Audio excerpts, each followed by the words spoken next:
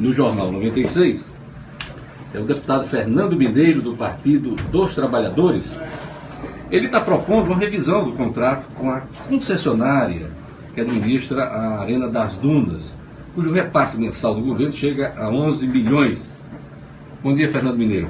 Bom dia, Diógenes. Bom dia você que está aí ouvindo o programa. Bom dia a toda a sua equipe.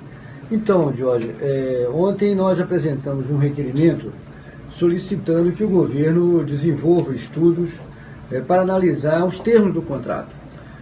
Você sabe, porque tem acompanhado essa questão desde o seu nascedouro, que quando da construção do estádio se fez a empresa que foi vencedora para se habilitar o consórcio, fez uma série de estudos e se propagou, se falou que o consórcio, que a arena era autossustentável.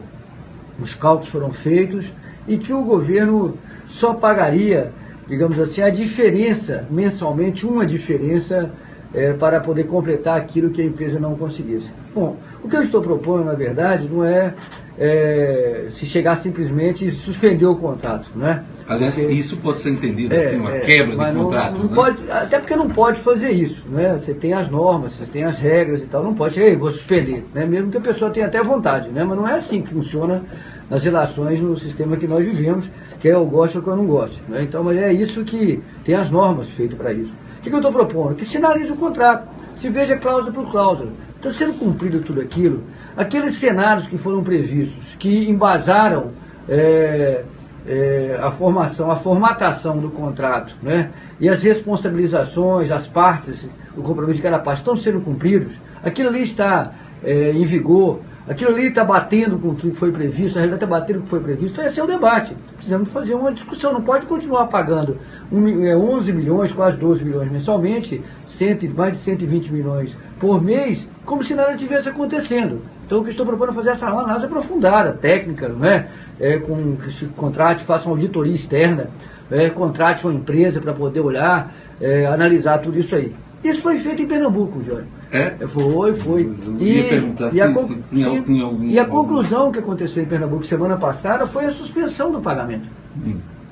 Foi por isso, inclusive, que eu tive essa iniciativa ao tomar informação. O senhor soube da revisão lá em Pernambuco? Sim, e porque qual é a discussão sobre o equilíbrio financeiro, econômico-financeiro do contrato, as cláusulas estão sendo cumpridas, né? Então nós apresentamos esse detalhe, esse projeto, essa sugestão ao governo.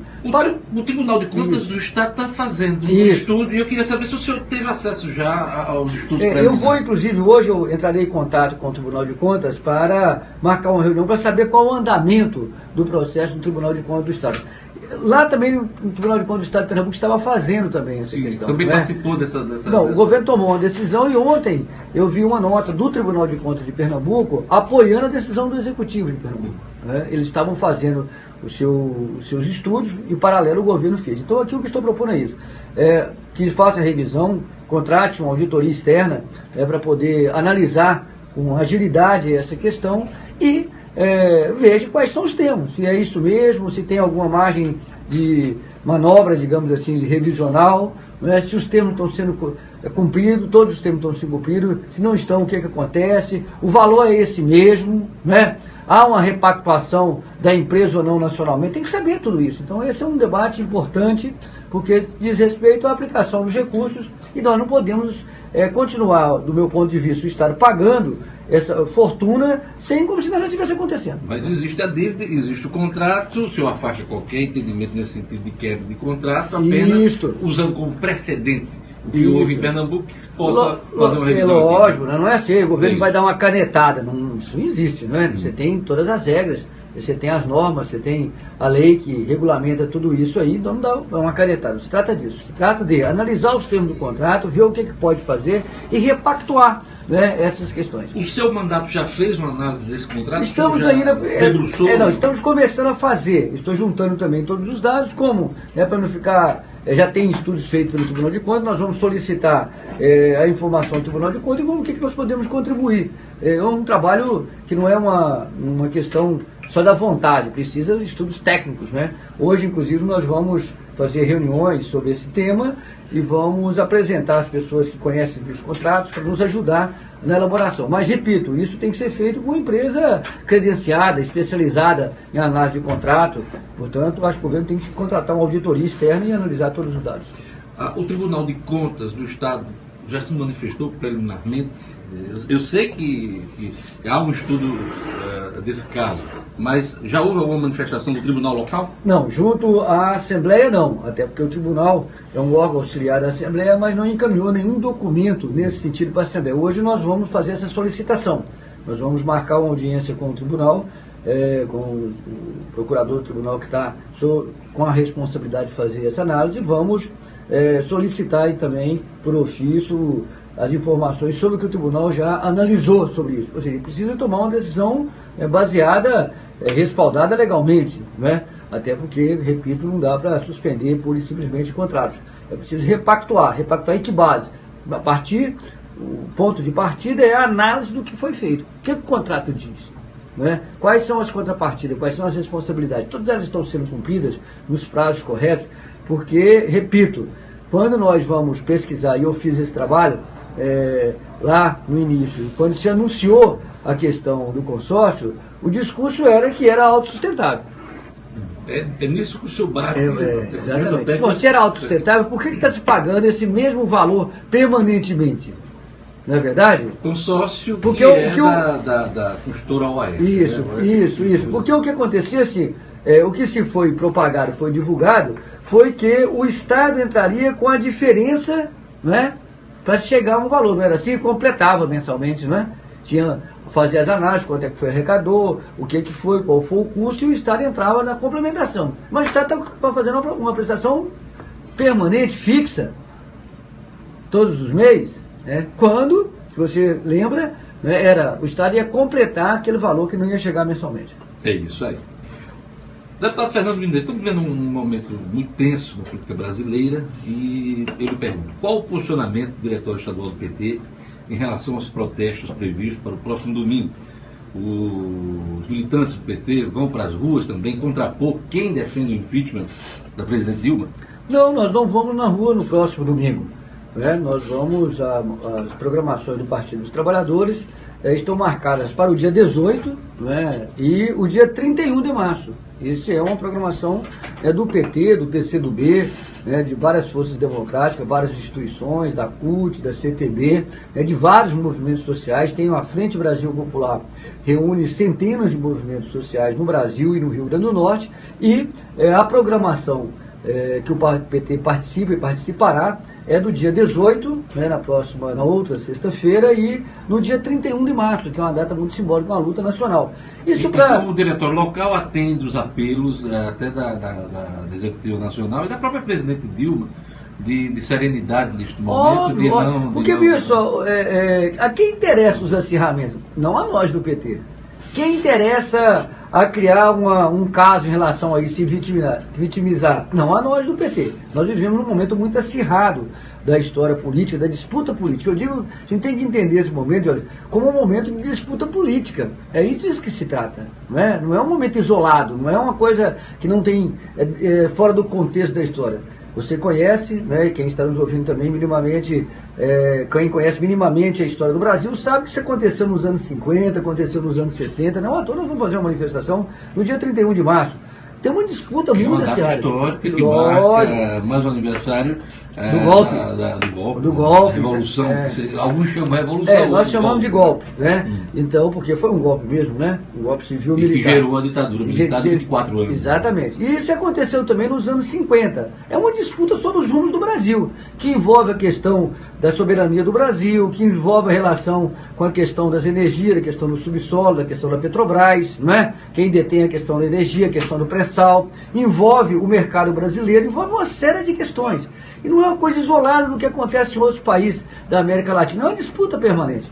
Em relação à questão do alvo prioritário da oposição ao presidente Lula, você sabe que na semana que antecedeu aquele sequestro, porque aquilo ali foi uma prisão, vamos combinar, você não conhece na história do Brasil, no direito, inclusive, os especialistas estão aí para dizer isso, nenhum fato de que você não é notificado para depor, né? E aí você já chega lá e obriga o cidadão ou a cidadã a ir depor pela força. Você não conhece a história do Brasil isso, né? Tecnicamente ele foi convidado, mas havia também uma condição coercitiva decidida pelo juiz, e como de tantas outras decisões dentro dessa investigação da Lava Jato, né? O João Vacari, por exemplo, foi tesoureiro do PT também, passou por uma situação dessa. Um absurdo. Você vê, só para dar um exemplo como é tratado de maneira diferente, você sabe que o ex-presidente Fernando Henrique, depois de deixar a presidência, foi ouvido num inquérito, naquele problema das contas fantasmas, né? Lá nas Ilhas Caimã. Mas alguém sabe disso? Não. Os delegados da Polícia Federal foram na casa dele, no apartamento dele, maior tranquilidade, tomou o depoimento e tal e tal. Estou dizendo que eles deviam ter tomado depoimento de Lula de quem quer ser na casa, não. Mas não teve nenhum escândalo, não teve nada. Então, assim, tem um problema, que quando petistas, digamos assim, envolvidos, vira um escândalo. Para agora a delação, da suposta delação do Delcídio. Semana passada, um carnaval, na suposta delação, a delação vazada do Delcídio, envolvendo Lula e Dilma. O senhor acha que ela não existe, essa delação? Eu não sei, olha. Vazado não conheço, né? Não foi homologado. Aí ontem saiu dizendo que o Aécio está citado e mais não sei quem. Foi notícia em todo canto. Olha, compare, Jorge, compare o destaque das notícias da semana passada e a de ontem. Compare. Eu sou muito tranquilo em relação a essas questões. Nós vivemos uma intensa disputa política. O que é da justiça, que seja da justiça. O que é para se investigar, que seja investigado. Quem tiver culpa no final, que paga a culpa. Olha que loucura esse negócio do tripé. O Lula disse que não é dono do tripé. O cara disse que ele é. E é isso que eu ia perguntar. A militância do PT tem dado mostra de amplo apoio ao ex-presidente Lula. O senhor mesmo, na sexta-feira, disse que apoio. Estou com o presidente. E eu me pergunto, o ex-presidente deu explicações convincentes sobre as denúncias que pesam contra ele? Já deu, você vai. Tem um site que é A Bem da Verdade. É bom as pessoas. A Bem da Verdade é o nome do site. Lá tem vários documentos, tem várias explicações sobre isso. O Lula estava até brincando outro dia, dizendo assim, no final das contas ele vai sair com o triplex. Ele está dizendo que o triplex é brasileiro, os caras estão dizendo que é. Então quando tiver no final, ele vai ser dono do triplex. Quem vai dar o triplex? A Globo que vai dar? Uma reforma tão grande num apartamento que estava destinado a ele, só porque essa coisa foi noticiada, ele voltou atrás. Não é só porque foi noticiado, ele não voltou atrás, não foi depois que foi noticiado isso não, olha. Você tá... No ano passado, né? Não foi... que ele pediu a restituição. Foi no final, foi em outubro do ano ele passado. tinha uma cota. Ele tinha uma depois cota, transformou isso como inúmeras pessoas têm cotas, né? E quando quer comprar um investimento, dar a entrada, dar a primeira questão e tal. Mas todas essas documentações estão aí, eu acho que a justiça vai analisar e vai chegar à conclusão. O que eu estou falando... Mas a pergunta é a seguinte: a militância do PT está convencida. Lógico. Sobre as explicações do presidente. Lógico, estamos convencidos sim, senão não estava aqui fazendo essa defesa, tá certo? Então, o sítio também. Também, lógico. Então, ao final, a justiça vai determinar o que é. O que eu estou levantando é o carnaval que se faz em relação a isso, entendeu? Existe milhares de inquéritos sobre milhares de casos. Aprovaram o impeachment do ex-presidente Collor por conta de um Fiat Elba. Né? Porque foi provado. Foi provado. Então, no final do processo, foi provado. A questão não é se é um Fiat, se é um Fusca, se é um sítio ou se é um avião. É porque foi provado. O que eu estou chamando a atenção é o tratamento desigual dessa questão. E aí é uma disputa política. Cada um defende o que vai. Boa parte da mídia tem um compromisso político, tem interesses, né, em relação a isso. Eu acho que é isso mesmo que estamos vivendo. E sempre digo para os meus companheiros, para as pessoas, né, que conversam comigo, ou as reuniões que faço. Olha, já foi pior na história do Brasil. Né? Quem conhece, vou repetir, os anos 50, os anos 60 já foram muito piores. Nós não queremos voltar a esse tempo. É um debate que o Brasil tem que avançar. E uma outra questão. Olha só, ontem a economia até viu o Luciano fazer os comentários, hoje aqui ainda há pouco, vinha ligado no rádio, ali no engarrafamento, sobre, existem os sinais de melhora na economia do Brasil. Né? O Luciano estava falando sobre isso aqui ainda há pouco. Qual o destaque daí? Nenhum. A presidenta Dilma a presidenta Dilma melhora nas questões inflacionárias, melhora na questão... Sim, né? A inflação está caindo por conta da recessão, não é propriamente dita de melhora de economia. Mas tem sim sinais de retomada, sinais de retomadas de questões, as ações que o governo fez, a questão do pacote industrial, a questão do crédito, tem sim. O que eu quero chamar a atenção é que não teve um dia de sossego para a presidenta Dilma enfrentar a questão da crise econômica. A crise econômica é real. Agora, o problema é que a crise econômica ela é amplificada pela crise política. É pancadaria para não deixar nenhuma ação. Não há dúvida que existe um embate político muito forte. Muito forte, que impede, Jorge, qualquer retomada, qualquer iniciativa, tudo se transforma numa confusão política no Brasil. Você acompanha como os outros países... Aliás, o presidente, segundo até relatos ontem do ex-presidente Lula, na reunião com os senadores, está bastante abatida, né? É duro, logo, porque todas as ações que se faz, você vê as crises no mundo todo, né? Todo mundo tem interesse de sair da crise econômica. Aqui não. Existem pessoas que torcem pela crise econômica. Existem setores da oposição que torcem para as coisas não dar certo, para o Brasil não sair. Mas nós vamos enfrentar sem nenhum recuo em relação a isso, estaremos aí fazendo esse debate político. O senhor falou em imprensa, os ânimos estão exaltados, se intensificaram com o depoimento do ex-presidente Lula, conduzido coercitivamente pela Polícia Federal na sexta-feira. Pelo menos um integrante do PT do Rio Grande do Norte, o Crispiniano Neto, presidente da Fundação José Augusto, insuflou a militância a reagir com violência, sugerindo até queimar carros da imprensa. O senhor concorda com a opinião do presidente da Fundação José Augusto? Não concordo não, até porque o próprio Crispiniano já soltou uma nota falando sobre isso. Na segunda-feira... Mas as declarações lógico. fortes e causaram uma repercussão muito grande das entidades. Só que ele falou da imprensa golpista, né? Interessante é isso. Mas a imprensa, o que é a imprensa golpista? É quem noticia o Petrolão? Não. É quem, por exemplo, transforma um fato e faz disputa política permanente. Um jornalista me ligou na segunda-feira, logo me perguntou o que eu achava disso. Aí eu brinquei com ele, rapaz, eu pensava que você ia ligar pra mim. É o que eu acho das acusações, dos ataques que eu sofro todos os dias. Todos os dias eu sou massacrado por nunca viu, não? Não, eu vi um vídeo uma vez, só estava em Brasília. Eu vi um vídeo uma vez, só estava em Brasília. Não é só aquilo, todas nas redes sociais, nas redes sociais, que vai me dar um tiro, que vai fazer isso, que vai fazer aquilo, morte aos petistas, né, baixarias imensas. Não, o senhor tem sido ameaçado? Mas não, desse jeito. Aí eu falei, mas eu pensei que você nunca ligou para mim perguntar o que eu acho das ameaças que eu sofro. Nunca ligou para mim. Isso não pode ocorrer. Então, mas ocorre. E eu, inclusive, a dificuldade desses processos é porque tem muito fake, né? Difícil você encontrar quem é, o nome, porque as pessoas não botam a cara. Esse tipo de bandidismo não se assume. Não é? Aliás, então, que é a nojeira hoje nessas redes sociais. Aí o que eu estou fazendo? Aí com um trabalho muito lento de tentar identificar alguns, nós estamos identificando. E já encaminhamos algumas ações na justiça. Tá certo? Vou responder na justiça. Eu até brinquei com o jornalista, então, voltando ao caso. Rapaz, eu pensei que você ia ligar para mim, perguntar o que eu acho dos ataques que eu sofro. Mas no caso de Crispiniano? No caso de Crispiniano já esclareceu isso, já pediu desculpa, já recuou, já falou e tal. Então que é um exagero, entendeu, em relação a isso. Por isso que eu digo assim, todo dia, né, nós somos atacados. Aí naturalizou-se, ninguém fala nada. Você já viu os ataques que a presidenta Dilma recebe todos os dias? Aqui mesmo, militando, recebe todos os dias nas redes sociais. Não tem uma voz contra, é natural. Pode bater na gente, pode fazer isso com a gente. Então essa é a discussão. Porque tem um tratamento, 2 pesos e 2 medidas em relação a essa questão. Né? Então, em relação a mim, eu estou dizendo, eu vou identificando, todos que eu estou identificando, nós estamos com ações na justiça. É isso. Pois é um momento que, apesar do embate político aqui referido pelo deputado Fernando Mendes, que é uma verdade, existe realmente um embate político nesse país neste momento, é preciso serenidade e que o debate prevaleça em vez do combate. Exatamente. Né? E que a gente possa ter manifestações, vai ter domingo aí manifestações contra o governo, nós também teremos neste mês ainda, dia 18, dia 31, manifestações a favor do atual governo, a favor contra o impeachment da presidente. Então é preciso que as pessoas tenham serenidade e a gente não tenha aí violência nas ruas. Eu pelo menos espero isso, sabe? Eu também. E que não prevaleça a intolerância. Não pode prevalecer a intolerância. Não pode prevalecer a divergência política. Não justifique você se agredir pessoalmente, sua família se agredir. Eu tenho uma conduta.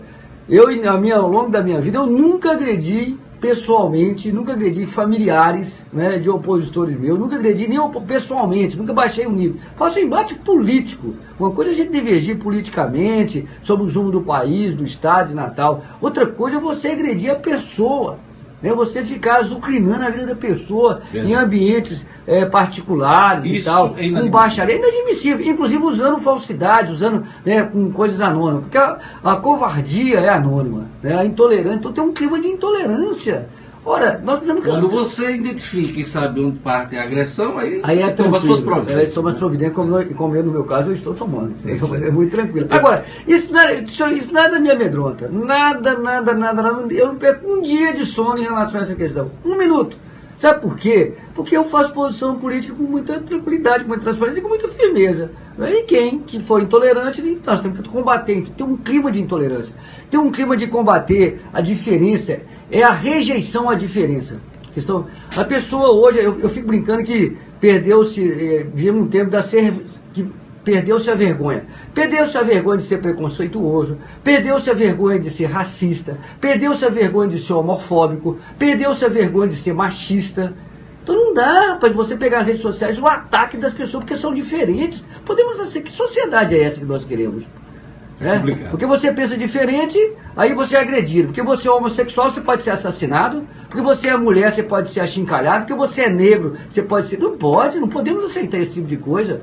Esse tipo de coisa é o momento difícil que vive o país. Eu queria agradecer a presença do deputado estadual Fernando Mineiro, do Partido dos Trabalhadores, aqui no Jornal 96. E rezar para que a gente tenha aí manifestações tranquilas, serenas, somente na palavra. E vamos aguardar os acontecimentos desse momento difícil que o país vive. Eu quero agradecer e parabenizar você pela resistência, pela insistência e pelo trabalho que você faz aqui de comunicação, você e toda a sua equipe. Um bom dia para todos que estão nos ouvindo. Obrigado, Fernando Mineiro.